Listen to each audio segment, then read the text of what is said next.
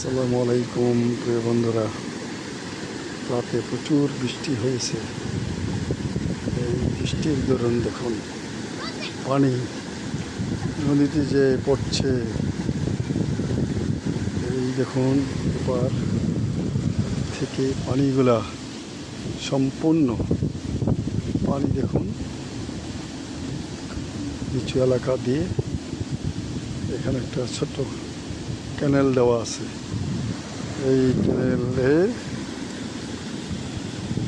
দিয়ে পানি নদীতে পড়ছে।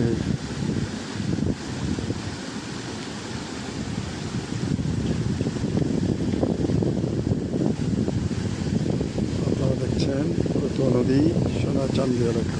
প্রিয় বন্ধুরা দেখুন বালিকারা যাচ্ছে।